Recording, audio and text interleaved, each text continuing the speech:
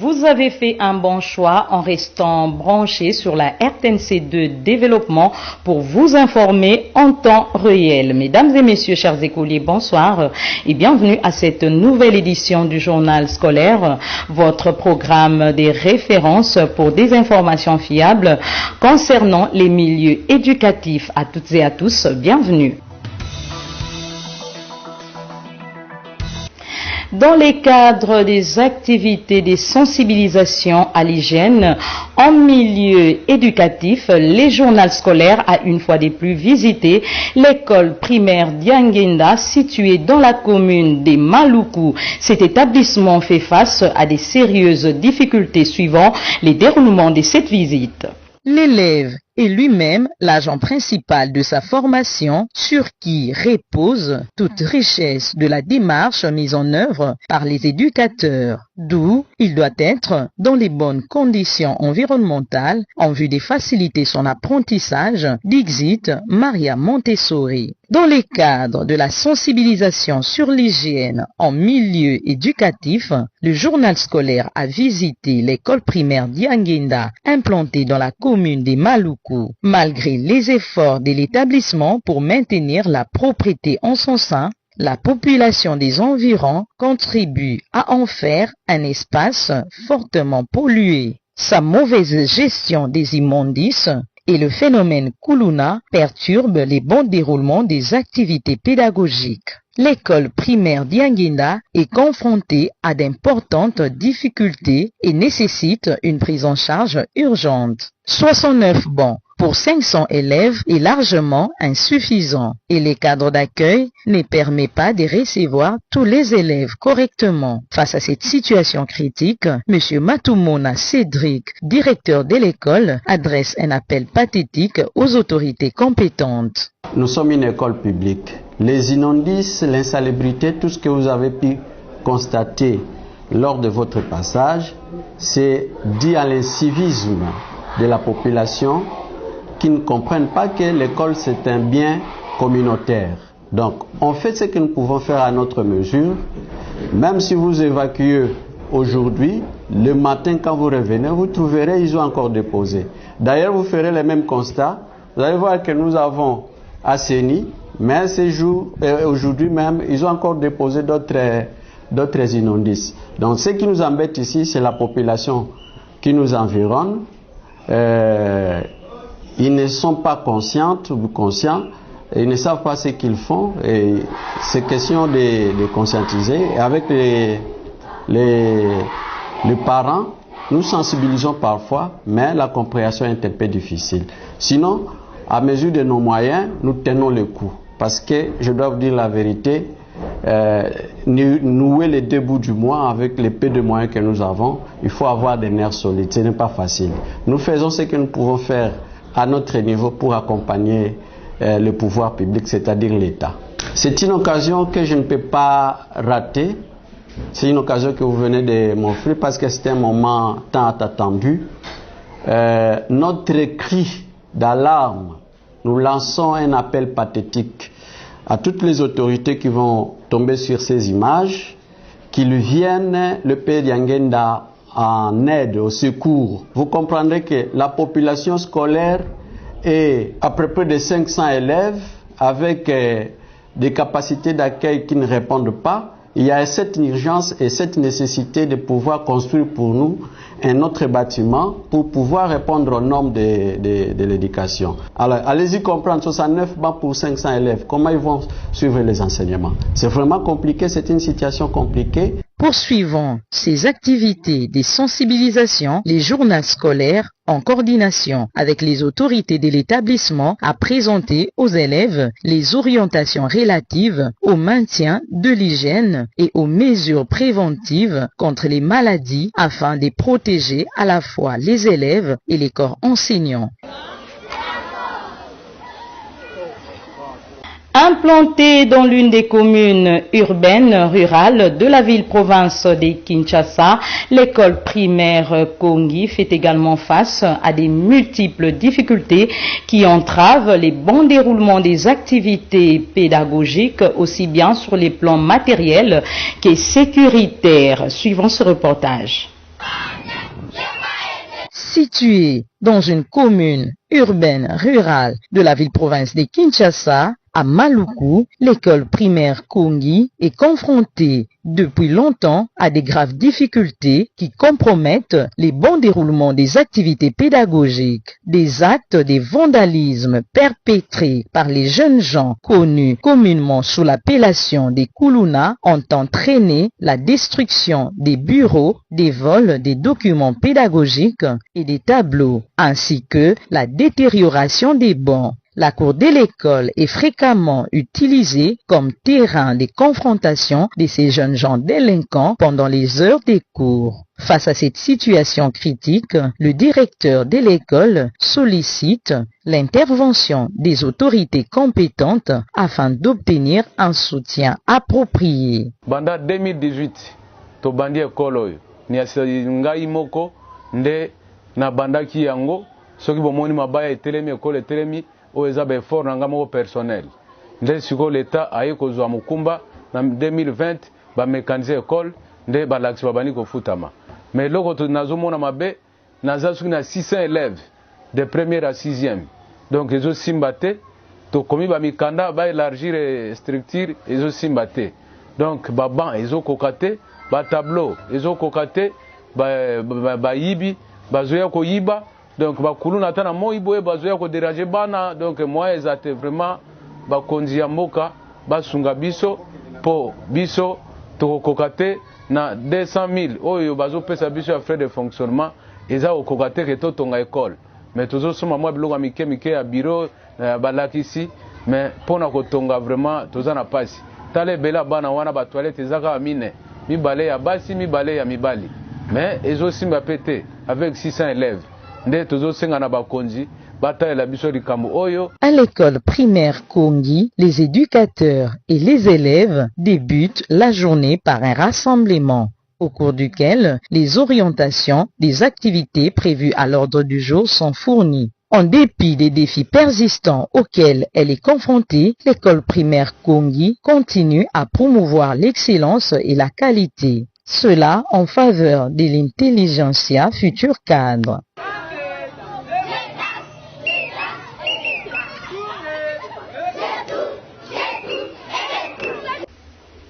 La mauvaise gestion des immondices par la population et les phénomènes Kuluna perturbent les déroulements des activités intellectuelles dans certaines écoles de la commune de Maluku. Face à cet état des choses, les bourgmestres de la municipalité, M. Alexis Mundoni, a réagi fermement et s'est engagé à appliquer des mesures coercitives en vigueur. On l'écoute, il est au micro de Jean-Pierre Lens. Nous sommes de travailler sur ces dossiers-là. Par rapport aux immondices, je vous préviens que si vous repassez encore dans les jours à venir, vous ne trouverez pas tous ces immondices-là. Malheureusement, nous avons une population qui ne comprenne pas les choses. En jetant des immondices, même aux endroits où on a évacué, voilà le problème qui nous guette cette masse. Même pas à 100%, même à 50%, pour que nous puissions ramener des solutions pour eux. Mais aussi, les écoles doivent collaborer avec nous. Si moi, le bourgmestre, je ne suis pas présent sur le terrain, mais au moins j'ai des chefs de quartier que les écoles ont le droit de s'adresser à ces chefs de quartier pour qu'ils m'amènent les rapports par rapport à la situation qui prévaut dans les écoles-là. Pour sa part, le chef de la sous-province éducationnelle de Maluku 1, M. Franck Palana-Kabal, a lancé un appel pathétique à la sensibilisation de la population, notamment des chefs des quartiers et des chefs d'établissement, pour lutter contre les problèmes qui perturbent ou entravent les bons déroulements des activités scolaires dans sa juridiction. Écoutons-le. Je m'appelle Franck Palana-Kabal. Nous appelons à la conscience des chefs de quartier d'abord, pourquoi pas l'autorité municipale qui est le bourgmestre, de sensibiliser la population pour ne pas faire ça et pouvoir épargner cette école-là de ce mauvais environnement, parce que ça peut aussi poser des maladies aux élèves. Ici à Maluku, le phénomène n'est pas tout à fait éradiqué, mais les autorités militaires, politiques ont essayé de faire multiplier des efforts pour atténuer, pas vraiment éradiquer, mais atténuer, tant soit peu, mais ça commence quand même à soulager des populations. Alors moi je dirais que pour épargner cette école-là de l'entrée fracassante, imprévisible de ces jeunes hommes-là, il faut d'abord songer à clôturer l'école. Pour cette édition du journal scolaire, l'invité n'est autre que Monsieur Maurice Kalunda, préfet des études, chef d'établissement de l'Institut Maluku situé dans les quartiers Mangengenge. Il a mis un relief quant aux différentes particularités de son établissement scolaire. Il a lancé également un appel pathétique aux autorités compétentes pour l'aider à faire face aux nombreuses difficultés que connaît son établissement. Écoutons-le. Nous sommes une école de l'ASB La Fraternité, dans les écoles conventionnées de la Fraternité, de Kinshasa. Nous sommes des écoles des anciens frères. Donc nous sommes Lassaliens. Nous sommes dans la même structure avec le frère Zouza, Alingba, donc au Saint-Georges de Kitambo. Donc ce sont les écoles des ex-frères. Nous avons la commerciale, la pédagogie, l'électricité, la mécanique et la coupe et couture. Nous sommes parmi les plus grandes écoles de Kinshasa Plateau. Notre école se distingue, vous l'avez constaté d'abord, par son environnement, ses infrastructures, et nous avons un personnel que l'État congolais a mis sous notre bonne garde, que nous encadrons, et nous faisons ce qu'il faut dans le cadre de la pédagogie. Le grand souci pour nous, c'est améliorer la qualité de la pédagogie. Donc, nous nous battons sur cet axe-là, ce qui fait que si vous venez, parce que pour nous, c'est notre 3e année maintenant, mais nous faisons un grand effort pour améliorer la qualité de la pédagogie. Donc, les apprenants doivent être mis dans un environnement d'abord sain, puisqu'un corps sain n'a pas trop de problèmes. D'abord, l'environnement. Vous avez constaté que nous avons une école où c'est difficile de trouver un bout de papier par terre. Nous nous battons pour cela. Et en dehors de cela, nous mettons les minimums pédagogiques au niveau des enfants. Nous nous battons sur l'encadrement des enseignants. Et vous verrez même dans mon bureau, c'est rare de trouver une école avec une bibliothèque interne comme ça, avec beaucoup d'ouvrages. Et notre souci aujourd'hui, c'est d'aller au-delà de cela, c'est-à-dire que les enfants aient ce que nous avons appris nous autres, au sortir de cette école, que nous sommes des enfants capables de se défendre. Dans les cadres de la rubrique pédagogique dédiée à l'observation sur les déroulements des activités pédagogiques dans des salles de classe, nous vous convions à suivre les activités intellectuelles au complexe scolaire Les Homo sapiens, Sapiens Chikunda. Le pédocentrisme consiste à placer l'enfant au cœur de toute activité pédagogique afin de favoriser une meilleure compréhension et un apprentissage efficace. L'élève est l'acteur de ces apprentissages et l'enseignant joue les rôles des guides. C'est ici que l'on privilégie l'activité, l'expérimentation et la motivation. Nous sommes au complexe scolaire Les Homo sapiens, Sapiens Chikunda. Je suis arrivée au bout de ma phrase. Et puis la mère de mon ami au bord de la mer Rouge en train d'organiser la fête d'un nouveau maire de la ville. Des clous. Des clous. Un fou. Un fou. Des fous. Des fous. Les iglous. Les genoux. Les genoux. Les mains terminées au singulier. Au pluriel. les enseignants dispensent efficacement les leçons dans toutes les salles des classes. Le climat scolaire est harmonieux et les élèves suivent les cours avec attention soutenue. Si l'usage des matériels didactiques formels n'est pas recommandé, en préscolaire, il ne faut pas supprimer son usage, plutôt changer sa nature ou son rôle. Cependant, les matériels didactiques ne doivent pas enseigner tout seul. C'est une activité vécue, guidée par l'institutrice qui construit les savoirs de l'enfant. Aujourd'hui, nous allons voir les métiers qui instruisent. Regardez ici. Vous avez vu? Vous avez vu? Oui. Qu'est-ce que vous avez vu? Les policiers. Vous avez bien compris. Madame, il y a aussi une madame qui fait quoi? Qui enseigne les enfants. Et l'autre là, c'est qui? Il frappe le marteau. C'est un juge. C'est un juge. Il juge les gens. Hein? Exemple des métiers qui instruisent sont. On y va? L'enseignant. Les juges, les policiers et les soldats.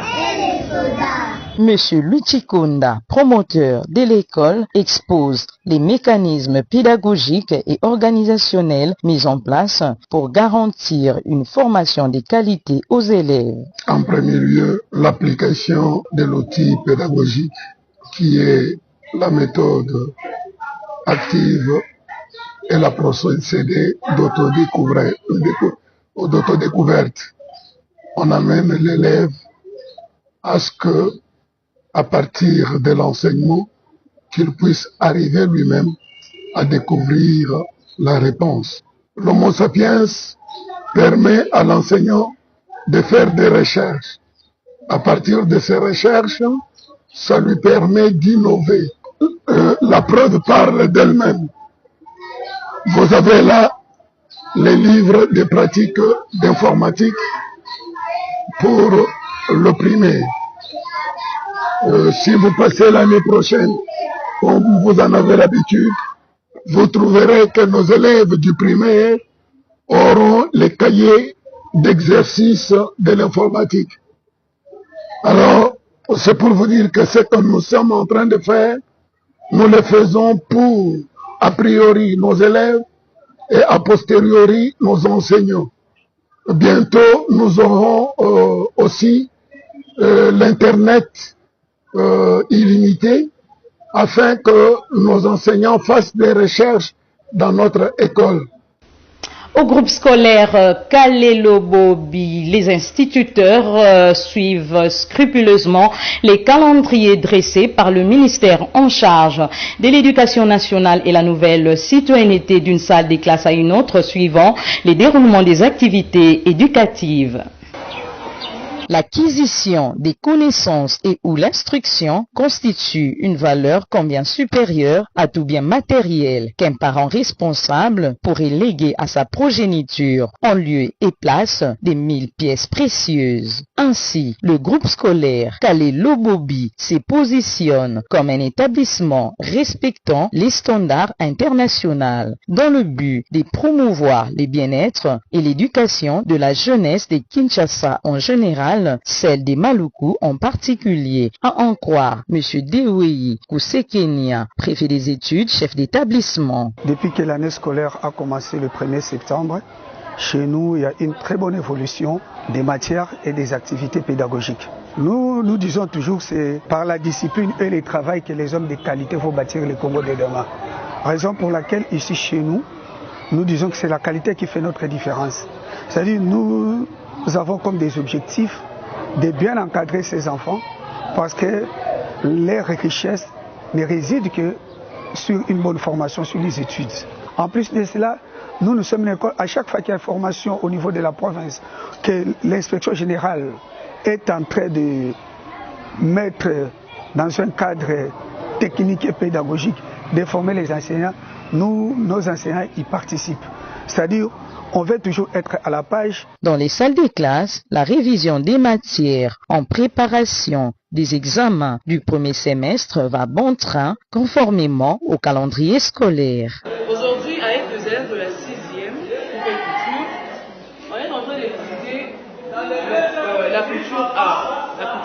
artisanale. C'est pourquoi on veut réaliser le corsage de base, mais avec les mesures personnelles et le modèle au choix. C'est pourquoi on est en train de prélever d'abord les mesures et on va commencer avec la coupe avant de les réaliser. Chaque matin au cycle primaire, les activités commencent par un rassemblement pour communiquer aux élèves des orientations relatives aux activités du jour. Vous allez prendre chaque nombre combien de fois? 3 fois. Vous allez prendre chaque nombre combien de fois? 3 fois. C'est ça qu'on appelle les triples. À l'exception des cycles maternels et le primaire, ainsi que la 7e et la 8e, qui font partie de l'éducation des bases, pour les humanités, les groupes scolaires Kalelo Bobi organisent les options suivantes: latin philo, sciences, pédagogie générale, commerciale et gestion, coupe et couture, mécanique générale, électricité et électronique. Quant à sa situation géographique, il se niche sur l'avenue Lobobi, numéro 7, quartier Ikenge, connu communément sous l'appellation du camp Iaye dans la commune des Maluku. Poursuivons ce journal, poursuivre également les activités intellectuelles au groupe scolaire Professeur Moussinde implanté dans la commune de Selembao. Priver l'instruction à un peuple au profit de l'analphabétisme est un crime contre l'humanité. Il est d'une importance capitale de scolariser son enfant dans une bonne école pour une société équilibrée. L'intelligentsia de demain a droit à une formation élitiste en vue d'assurer de façon harmonieuse le développement national. Rien que par ses infrastructures, sa fraîcheur légendaire, accueillante, vous ne pouvez pas imaginer ce qu'il y a à l'intérieur. Nous sommes dans la commune de Selembao, quartier Kimbembe, au numéro 13 de l'avenue Avenir, plus précisément au groupe scolaire Professeur Moussinde. Dans cette école, la journée s'ouvre toujours par un rassemblement. Question de fournir aux apprenants des orientations, des directives hebdomadaires. Aussi, recommander à l'Éternel Dieu Tout-Puissant, les maîtres des temps et des circonstances, des activités pédagogiques. Chers élèves, aujourd'hui, nous sommes le lundi, le premier jour de la semaine. Nous voulons vous inviter cette semaine à vivre l'amour les uns les autres, à se manifester dans le respect mutuel. Quand on vient le lundi, on doit se présenter propre à l'école. Chez les tout-petits en maternelle, la journée commence par la ronde et ou l'animation matinale en vue d'entraîner ces derniers dans l'ambiance des réceptibilités des activités intellectuelles, rendant ainsi attrayant l'enseignement.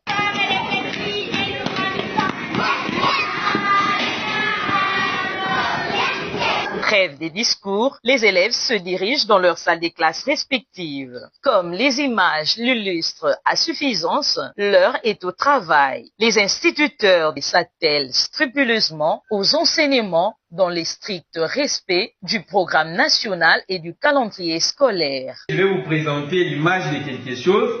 Vous allez premièrement me dire ce que vous allez trouver dans cette image. Et après avoir observé, je vais exposer cette image au tableau. Ensemble avec vous, nous allons découvrir calmement notre leçon d'aujourd'hui. La révérende sœur Nobert Irène, respectivement coordonnatrice de l'école, a, de prime abord, mis un accent particulier sur les bilans du premier trimestre. Poursuivant son mot, elle relève quelques particularités de son établissement scolaire avant de s'appesantir sur les objectifs qu'elle s'est assignés pour les restes des trimestres de l'année scolaire en cours. Concernant le bilan de notre premier trimestre, il est positif du fait qu'à tous les niveaux enseignants et administratifs, nous avons réalisé de bons résultats vu les pourcentages obtenus par nos élèves. La particularité de notre école réside dans la formation intégrale de l'enfant fondée sur la foi chrétienne, la discipline, l'ordre et sur le travail. Tout cela dépend de la qualité de l'enseignement que nous donnons pour avoir des citoyens responsables et compétents pour le pays. Les matériels didactiques constituent un outil combien essentiel au niveau préscolaire, d'autant plus qu'il facilite l'apprentissage et permet aux apprenants de bien comprendre les matières. Nous sommes en première et troisième maternelle à Little Angel School. Les matériels didactiques permettent à l'enfant d'apprendre en manipulant, expérimentant et découvrant par lui-même. En maternelle, socle et pépinière de toute scolarité, l'élève n'est pas un simple spectateur. Il construit ses connaissances grâce à l'activité. À ce niveau, les matériels didactiques stimulent le développement des sens. Nous sommes en première et troisième maternelle à Little Angel School.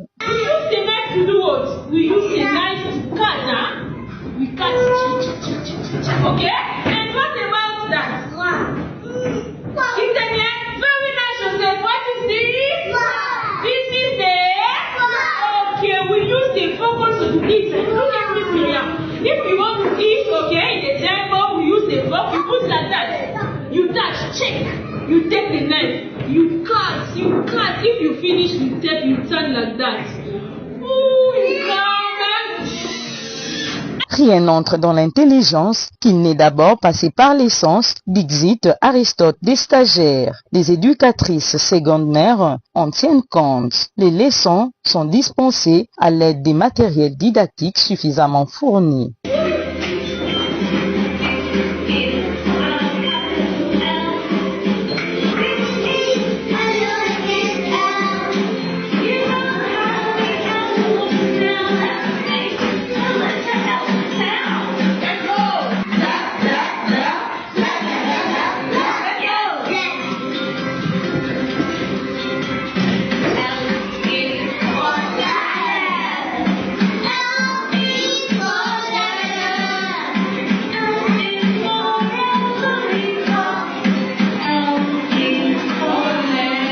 It's so important to use teaching material. Why is important? Because the teaching material catch the understanding of people. When you show them, for example, I draw here, animals, leaves, and other things, they know even when they forget the name of something, they can remember about this from the image they save in their minds. Faire usage, mettre en œuvre les méthodes pédagogiques spécifiques reconnues afin de faciliter l'apprentissage, telle reste la meilleure façon d'enseigner en préscolaire. Après avoir exploité les thèmes Les Marchés, la maternelle du collège moderne Les Figuiers avait effectué une visite guidée dans le but de lutter contre les psittacismes chez les tout-petits. Reportage.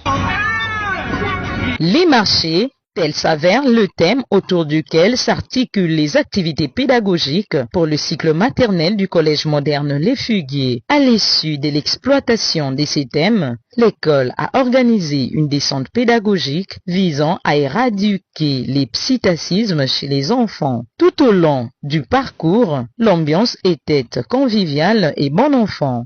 Une fois sur les lieux, les éducatrices ont fourni les explications nécessaires.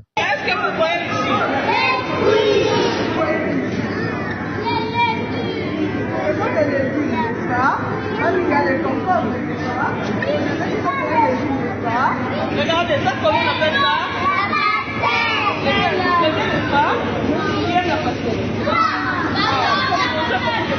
Regardez de l'autre côté, qu'est-ce qu'on a là-bas? C'est quoi? Ça c'est l'orange. Oui, c'est quoi? Allez, les appareils électroménagers. Les appareils électroménagers.